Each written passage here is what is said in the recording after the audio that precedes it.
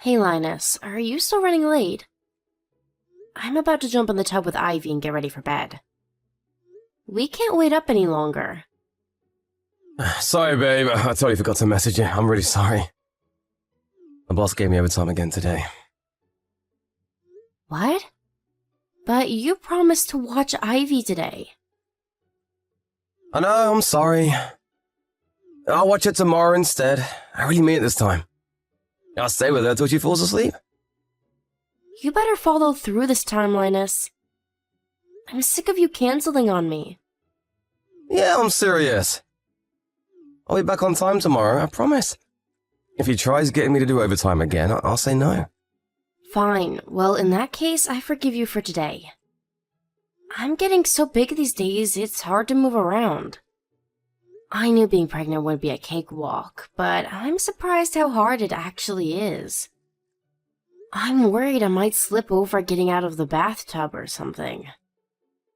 It's hard to wash myself, let alone take care of Ivy too. In fact, I can barely keep up with her at all. I'm no match for a 5-year-old girl. She's like a little rocket. I guess you are 9 months gone. Could totally see that little mischief maker running rings around you. This is just the warm-up, though. Let's not forget our child's rearing quota is set to double soon. I really shouldn't complain about Ivy given what's on the way. Oh, yeah, that reminds me. My sister messaged me. She offered to come over to help around the house after the baby's born. Wow, really? She's a star. That's going to be a huge weight off our shoulders. You've met my sister before, right? Your sister? Oh, now that you mention it, I have. She said you bought her a meal. Sorry if it was any trouble. I know what she can be like.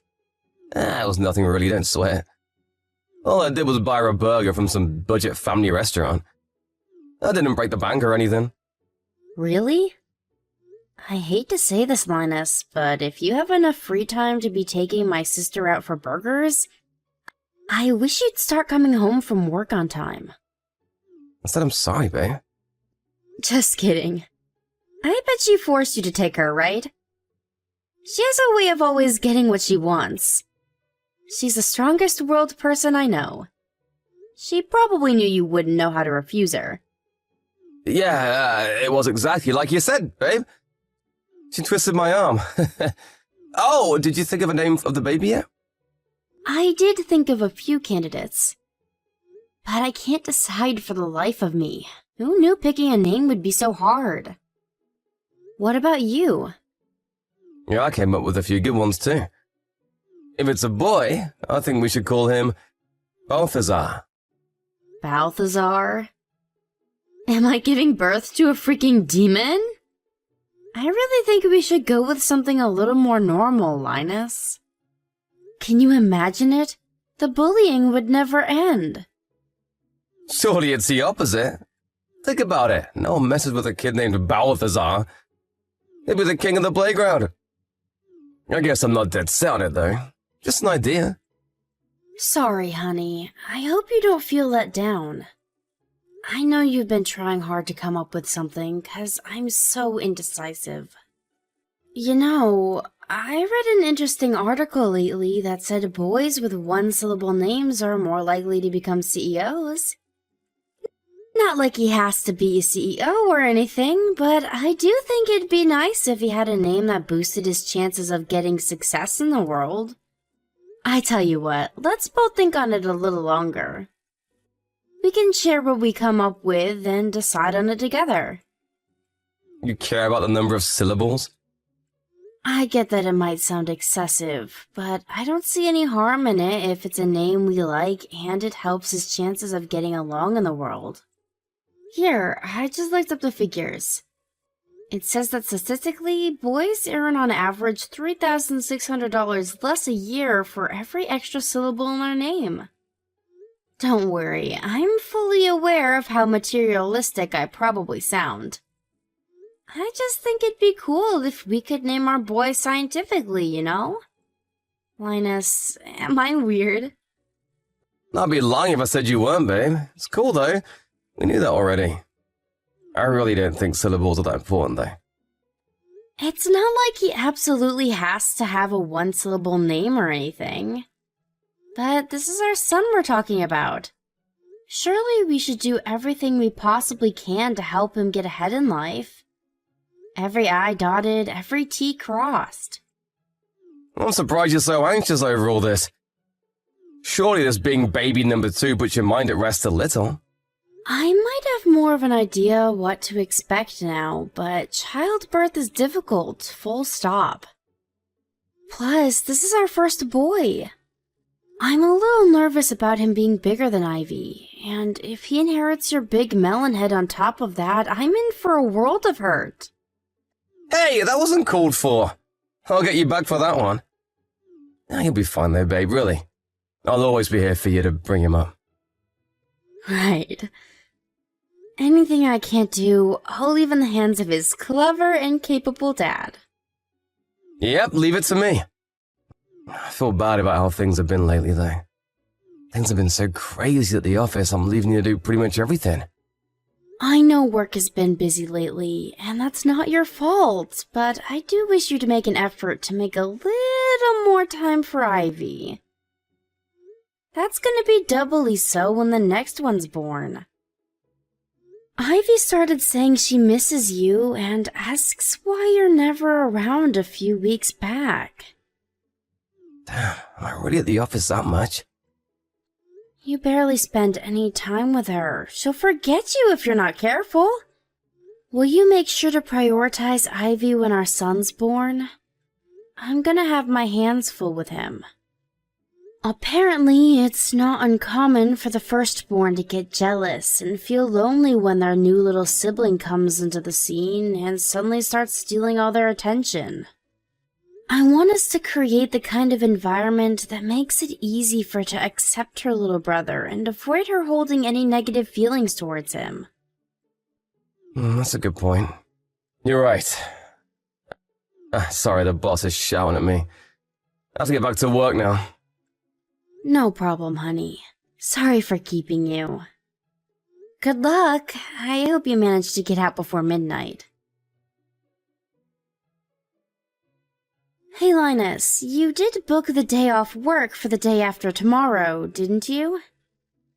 Of course I did. Like I'll go to work on your due date.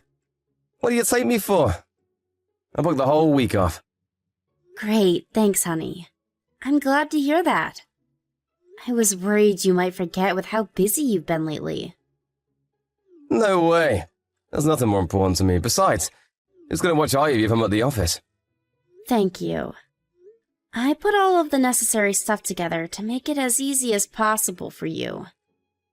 I wrote our kindergarten schedule and a to-do list in your notepad. Thanks, that's a big help. Oh, but what should I do if she's asleep? Should I wake her up? There's no rush. You don't have to wake her. Just bring her when she wakes up. But I want to see my son as soon as I can. Don't worry, I'll send you some pics straight away. Remember to let your mom know when he's been born, too. She said she wanted you to bring her to the hospital. What, my mom said that? Why can't she go herself? She drives more than anyone I know. Sure, she used to drive a lot, but apparently she's been feeling nervous out on the road lately. She says she limits her time in the car to short trips now. She mainly gets around with trains and buses these days. The roads are a lot busier at this time of year, so I get where she's coming from. You run into some total lunatics sometimes. It makes you wonder how they even got licenses. She does. You sure know a lot about my mom. And why do you think that is? Someone never messages her, so she always messages me instead. You're a grown man, Linus. You need to stop leaving your own mom on red. At least start acknowledging she exists. But she drones on like a goddamn record. I'll worry I'll fall asleep if I read the essays she sends me. But this is your mom we're talking about here. It's not like she has many people to talk to. She probably gets lonely. Would it really hurt to speak to her every now and then? You even turned her down when she offered to come and stay with us after the birth to help out with the kids and the housework. I felt so guilty you wouldn't believe. To be honest, I still do. What's worse, you made me turn her down. Couldn't you at least have done it yourself? Sorry. I'm not laughing, Linus. Jeez, come on, babe. I'd never get a break if my mom lived with us. But you will when my sister moves in. She's a million times worse. Nah, I'm sure I'll get to relax with Helen around. She's super kind and cooks a mean steak. How do you know that? Has she cooked for you before? No, but I got to know her a little when I took her out for that burger. She showed me a bunch of pics of the meal she made on her Peatbook page. I got the impression she really enjoys cooking. Yeah, apparently she cooks for her boyfriend every day. I can vouch. She's really talented. She's passionate about cooking ever since she was a teenager. I gotta say though, I think your mom's cooking is even better. Oh yeah? Well, I'm bored of it. That's mean. If you say that about your mom's masterpieces, what hope is there for me? If that's what you think, I'm worried you'll get bored of my cooking soon too. No way, babe. You got the most delicious meals on the planet. Who was it that said my repertoire was too small? Go on, remind me. I told you that was just a joke. If you say so. We can go with that if it makes you feel better. Oh, I almost forgot. Would you mind picking up some more bottled water on the way home from work? About that. See, babe, the thing is, I'm gonna be home late from work again. What? But you said you'd be home on time last night. I'm so sorry. Linus, are you sure you have my due date booked off? You are gonna be home to watch Ivy, right? It's a miracle you managed to book a whole week off when things are this hectic. I don't think I've ever known anyone as busy as you these past few months. Relax, it's fine. As long as the birth goes ahead as planned, I'll be able to watch Ivy no problem. I really hope you will. Will you have your mom on standby to watch her in case there's some kind of emergency and you have to go in on short notice? I won't take no for an answer on this one, even if you are allergic to messaging your mom. Fine, I will. We can't risk Ivy being left alone. Right. My mind will be at rest once your mom knows. Chill, you can count on me. I'll take good care of her while you're in hospital, trust me. Wendy, get yourself home immediately. Huh? Joan, what's going on? Can't you read? I just told you to get yourself home immediately. Move. To the house? Where else would home mean? I can't believe you left your 5-year-old daughter home alone. You have no right to be a mother. Huh? I'm about to give birth. There's no way I can come home right now. Lies. I just saw you go into that bar by the station. And please, why would you be on your phone if you were able to give birth? They have me on a bunch of meds, so it's gonna be mostly painless. The distraction of my phone is helping keep me calm, actually. Linus is home, right? Do you think I'd be this angry if he was? My son's nowhere to be seen. Is he still at work? Anyway, you can't drop the act. I saw you. I saw you go into that bar. I thought drinking while being heavily pregnant was bad enough. But to think you left your 5-year-old daughter home alone to do it. I'm in the hospital, I swear on my life. Please believe me. It's my due date today, surely you know that. Huh? Wait a sec. No way. That woman I saw going to the bar? Was it your sister? I remember you telling me you had a twin. Probably. I mean, it had to be.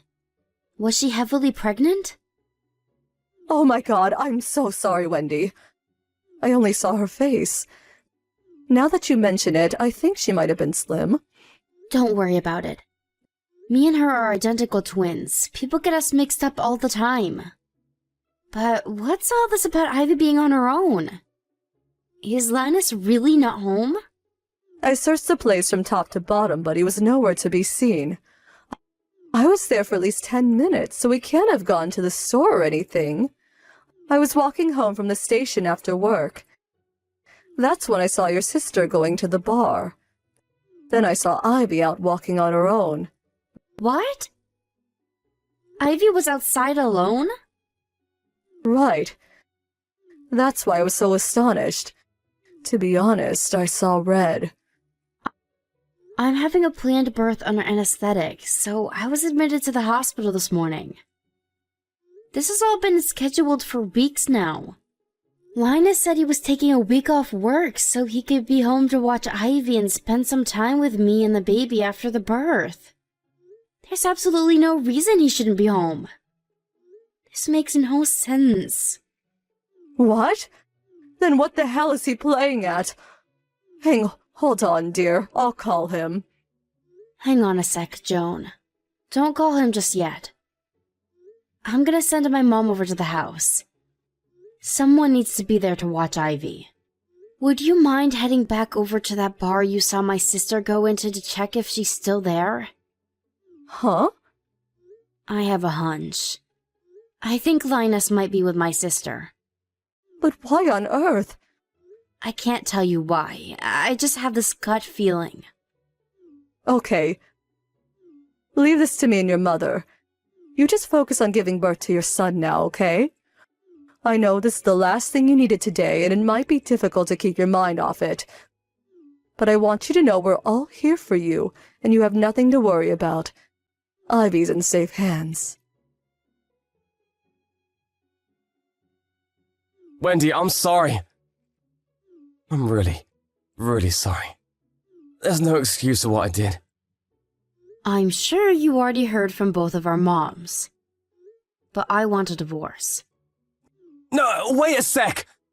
Let's at least talk things through first. Talk things through? What would be the point in that? Oh, you mean about the child support and compensation? Nah, not that. I mean, about saving our marriage. Our marriage is beyond saving. You cheated on me with my twin sister. I thought it was weird how she had a boyfriend all this time, but I'd never seen him or even any pictures. Turns out it was my own freaking husband. How could you do this to me? I feel broken. Not only did you cheat on me with my sister, but you abandoned me while I was giving birth to our son and left Ivy all on her own at the house to get drunk with her. What choice do I have but divorce? Oh man, I really screwed up, didn't I? I can't tell you how sorry I am, babe. I'm so disgusted with myself, you wouldn't believe. You deserve better. I'm so sorry. Please, babe, you know Ivy is really mature for a 5-year-old. I thought she'd be fine on her own for a little while. It's not like I planned on being out all day. Whether she's mature or not, she's still 5. Your mom found her wandering the street alone at night, for God's sake. She was so terrified in the house all on her own, she went out to try and find me. Do you have any idea how serious this is? Do you have any comprehension of what could have happened to her? I barely bear thinking about it. Did you even think it through? A 5-year-old is more than capable of unlocking a door, you moron. What would we have done if your mom didn't find her? I'm sorry. Sorry doesn't even begin to cut it. You did the worst thing imaginable as a husband and as a father. You're so despicable, I'm finding it difficult to talk with you right now. But our son was just born. Surely you can't raise them both on your own. It beats raising him with a cheating lowlife who left our daughter all on her own to get drunk with his lover, who just so happened to be my freaking sister. I'll take being a single mother over that any day. I mean, financially, how are you going to cope without my salary? Easy. You're going to send me child support. The silver lining here is that you're going to be legally obligated to send me enough money that me, Ivy, and our son can all live comfortably. And never want for anything until they're both adults. But it's going to be too hard for you to hold down a job while raising 2 kids on your own. You need to think this through. Please, baby. Don't ever call me baby again. You don't need to worry about me coping. We'll all be absolutely fine. I have the support of your mom and my family to rely on. And unlike you, they actually care about me and our children. They have my back, no matter what. Oh, by the way, Helen told me everything when I confronted her. She agreed to get out of mine and my family's lives for good. What? Don't tell me you're surprised. She cheated on me with my husband. Do you really think I can forgive her for that? I'm so sorry. I really mean it. I never meant to be unfaithful to you. Things just got out of hand is all. To say the truth, I was stressed. You were heavily pregnant and had been so long since we'd, well, you know. The pressure just kept building, and before long I could hardly take it anymore. That's when your sister invited me out for the meal. I knew you were identical twins, so I shouldn't have been nearly as surprised as I was. But Jesus, you really do look alike. It was like you were right there in front of me. If you think about it, what I did technically wasn't cheating. If anything, it just shows how attracted I am to you. You understand that, right, babe? Excuse me? Are you saying you cheated on me with my twin sister because she looks like me? You disgust me. I didn't think it was possible for you to be any more vile, but you just sunk to new depths. I can't believe this is happening. I did it because I love you, baby. I don't expect you to forgive me, but at least I want you to understand why it happened. I planned on ending things with her when Balthazar was born, I swear. Bullshit, scumbag. And our son is not called Balthazar, you freak. Stay out of our lives forever, you piece of low-life trash. Wendy, please calm down. Don't do this. You're making a mistake. I'll do anything for you to forgive me, anything. Just tell me what you want and I'll do it. Words can't describe how sorry I am. Sorry doesn't even begin to cover it. Let me make it up to you, baby. I promise I'll never meet your sister again. I swear on my life. I don't care. Do as you please. We're getting a divorce, so you're free to continue your needy little romance. No, I don't want her. I want you. I can't bear to lose you. Please, rethink the divorce. I love you. I love you, I love Ivy, and I love our son. You're my world. Please believe me. We are where we are right now precisely because I was stupid enough to believe you. I never want to see your face again. You'll never live under the same roof as us for as long as you live. You've lost any right you had to be my husband, and you've lost your right to be a father. You say you love me. But if your love is so superficial that anyone who looks like me can get a share, then you can stick it up your ass. Needless to say, I swiftly divorced my piece of trash husband. He showed up at the house in tears, begging me to reconsider while clinging to my leg like a hysterical child. But he didn't have a single ally in either family, and his mom promptly showed up and dispatched him after giving him the dressing down of a lifetime.